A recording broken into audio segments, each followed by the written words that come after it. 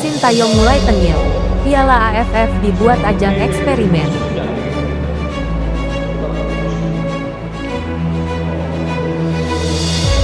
Pelatih Vietnam sindir timnas Indonesia yang kesulitan lawan Myanmar. Timnas Malaysia terkena kritikan pedas legendanya.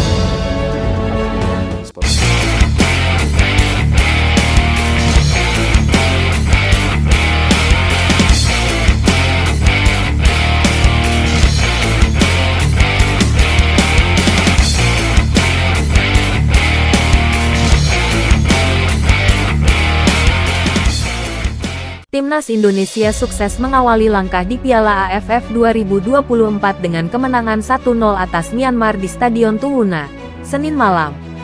Gol tunggal kemenangan Indonesia dicetak oleh Asnawi Mangkualam pada menit ke-75. Gol ini lahir dari kemelut di depan gawang Myanmar setelah lemparan jauh khas Pratama Arhan yang gagal diantisipasi barisan belakang lawan. Namun, yang paling menarik dari laga ini adalah keberanian pelatih Sintayong melakukan eksperimen pada beberapa posisi pemain. Beberapa pemain ditempatkan di posisi yang tidak biasa, tetapi hasilnya justru efektif. Salah satu perubahan mencolok adalah posisi Pratama Arhan. Biasanya bermain sebagai bek kiri, Arhan kali ini diturunkan sebagai sayap kanan. Meski bukan hal baru baginya, Arhan tampil percaya diri dan tetap memberikan ancaman dari sisi kanan.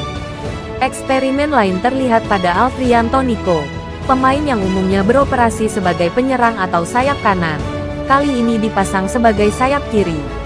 Nico pun beberapa kali menciptakan peluang berbahaya bagi skuad Garuda.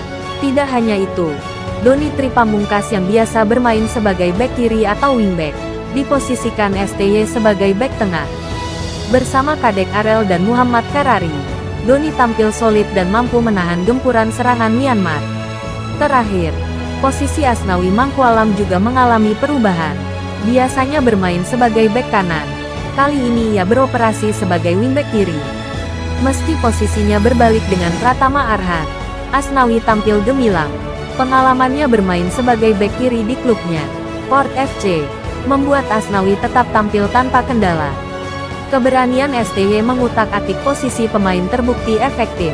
Eksperimen tersebut tidak hanya memberi warna baru dalam pola permainan timnas Indonesia, tetapi juga menghasilkan kemenangan penting di laga pembuka Piala AFF 2024. Grup B Piala AFF 2024 dimulai dengan hasil berbeda untuk Indonesia dan Vietnam. Timnas Indonesia berhasil menang tipis 1-0 atas Myanmar lewat gol Asnawi Mangkualam. Sementara Vietnam tampil perkasa dengan membantai Laos 4-1. Kemenangan besar ini membuat Vietnam memuncaki klasemen sementara grup B dengan keunggulan selisih gol atas Indonesia. Namun, bukan hanya hasil pertandingan yang jadi sorotan. Pernyataan pelatih Vietnam, Kim Sang-sik, juga memicu perhatian. Dalam konferensi, Kim Sang-sik menyindir rival-rivalnya, termasuk Indonesia dan Thailand. Ia menegaskan bahwa Vietnam membawa skuad terbaik ke Piala AFF 2024, berbeda dengan Indonesia dan Thailand yang memilih tidak membawa tim terkuatnya. Indonesia dan Thailand tidak membawa skuad terkuatnya di turnamen ini. Kami tetap berusaha semaksimal mungkin untuk mencapai final, sesuai target awal yang sudah ditetapkan, ujar Kim Sang-sik. Ia juga menambahkan bahwa timnya siap 100%, baik secara fisik maupun mental. Saya yakin para pemain saya siap sepenuhnya dan kami akan mendapatkan hasil bagus di semua pertandingan, tegasnya.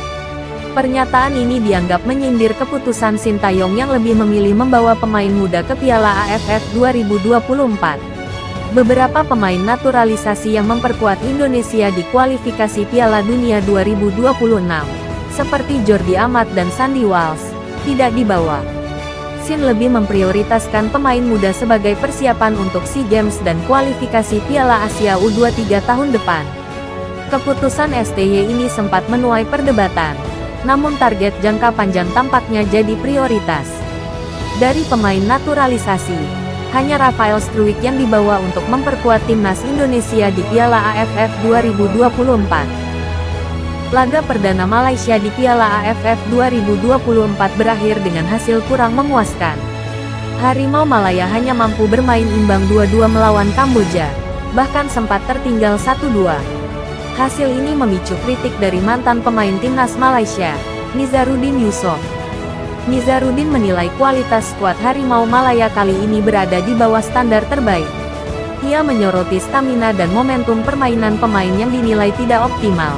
Menurutnya, salah satu penyebabnya adalah jadwal liga domestik yang masih berjalan, sehingga pemain tidak memiliki waktu istirahat yang cukup.